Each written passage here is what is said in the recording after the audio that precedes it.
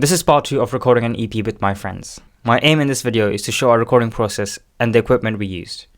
I'll also talk about what worked and what didn't.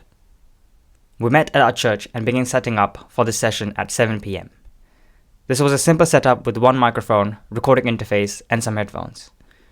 I already knew the pickup pattern and mic position that had worked well for the last 2 sessions, so I decided not to change anything to keep the recordings as consistent as possible.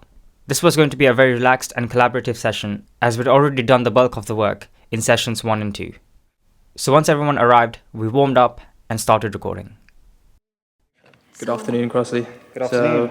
So, what's the plan for today? What are we doing today? So the plan for today is we're going to record track number 4, Right. which we didn't quite finish in session 1 and 2. And then we're also going to record, pre-record all of the choir parts. Okay, sounds good. So what problems do you think we might encounter today? Well, at the moment, I'm struggling to get the Logic project up because it's not really responding Right. to anything. If you want to see this, it's just not responding at all. So track number 1, we're not going to work on just yet. I see. We'll see what track 2 and 3 look like, Okay. and then we'll see where we go. I decided to live stream this session as it helps me to be productive and focused. This footage is of the song Save This Life. Save this life, save this. Right, that's the energy I need, please. Cool. That's really good. Shine your light, shine it bright.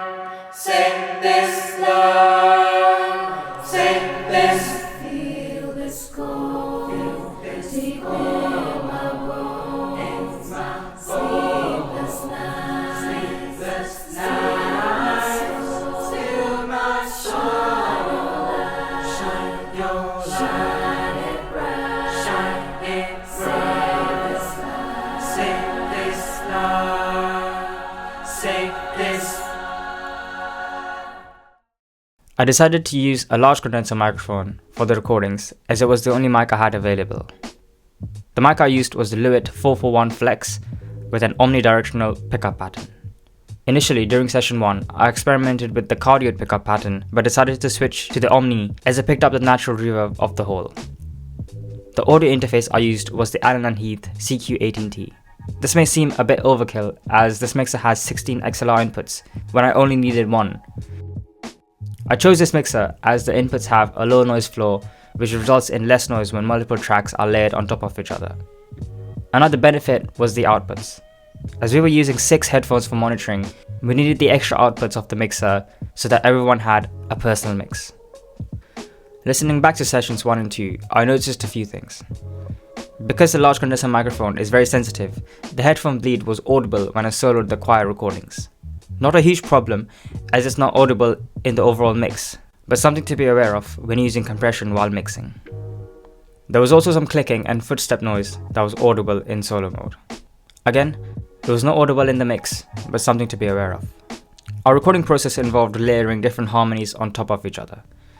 As we were a small group, this layering of tracks helped us achieve a thicker sound. The recording level on the interface was -18. I recorded at this level as it is best practice for recording, and I wanted to get a dynamic vocal from our choir. If I had recorded at a higher level, I would have run the risk of clipping the microphone. One initial challenge was figuring out the choir's position from the mic. This took a good half an hour, but in the long run, saved me a lot of work. Once we knew the distance from the mic, we could just record and know that it would sound good. This position also meant that the large condenser microphone could also pick up the beautiful reverb of the whole. For most of the tracks, I had already worked out the choir parts we would sing, with the exception of track number 3, Precious Light, as I didn't quite have enough time to work out a choir arrangement for the verse section. This next section is me doing a rough take of the verse parts and the choir working its magic. So we fill this part out somehow.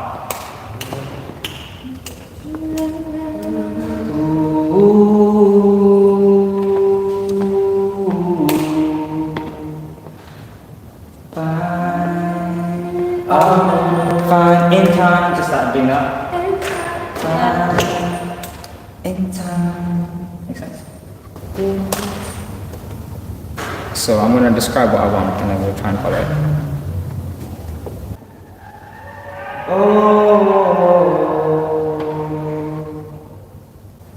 Find in time.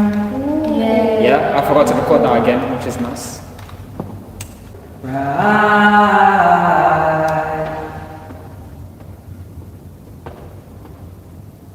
Find in time. Can we try and follow that? So,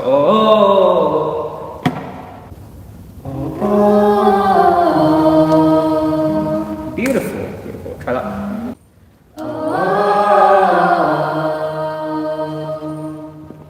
Beautiful. Sunrise. I like the word. I'll be fine. I'll be fine. Sunrise. Fun in time. Fun in time. There you go. A bit louder, please. Sunrise. Sunrise. Like that? Okay. Sunrise. Right, one more. Beam of light. Beam of light. Beam of light. Beam of light. So I'll be fine. I'll be fine.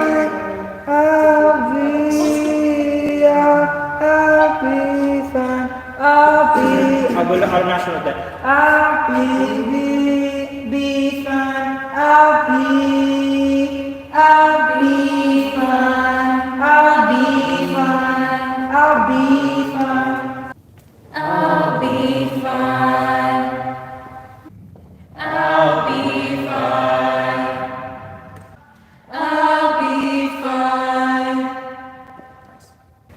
I'll be fine. I'll be fine. Excellent. That's it. Alright. Go for a break.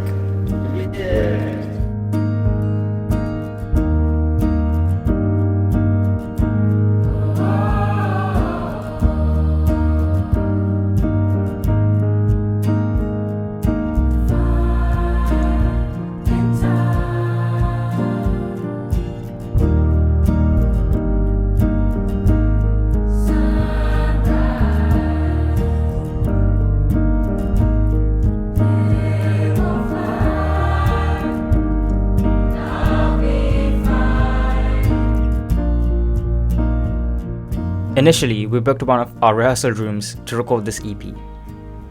This is where we rehearse before our Sunday service. It's a medium-sized room with good isolation. But on the first day of recording, our plans had to change as something loud was going on in one of the adjacent rooms. So we decided to move into the main church hall to record. I was unsure if this would work as the church hall is very reverberant. But surprisingly, the natural reverb helped blend the choir recordings into the mix. It's also helped by our recording position. We chose this spot because it's where we feel comfortable and where we've sung a lot. The space is also quite far away from the main road entrance, which helps with noise isolation. After the session, I also managed to sort of identify why track 1 was crashing and not responding at the start. I think it was related to the string virtual instrument I used. This is odd as I've used the same virtual instrument in other projects without any problems. To work around it, I used a previous rendered mix file in a new project and recorded the vocals there. Then I synced the recordings to the original project. I have a bad habit of not committing my MIDI instruments to audio. This is something that I'll try and avoid in the future as it results in more chances of the project crashing. Even with these technical issues, the choir was extremely patient and engaged throughout.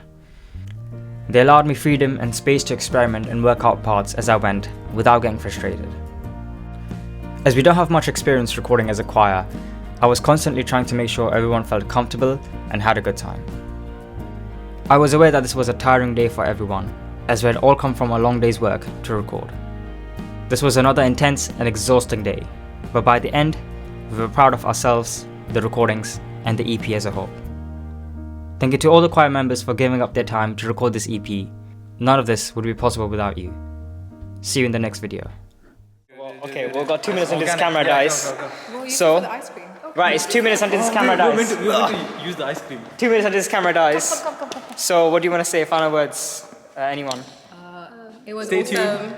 Awesome. Okay. Oh yeah, Stay Stay tuned. 1 minute left. We're done with the harmonies. So You're done with the harmonies. We're done with the whole EP. It's all done. The choir parts are done. Next are solos that we need to record. That's it. So Sansi, Riza, and Aaron need to record some solos.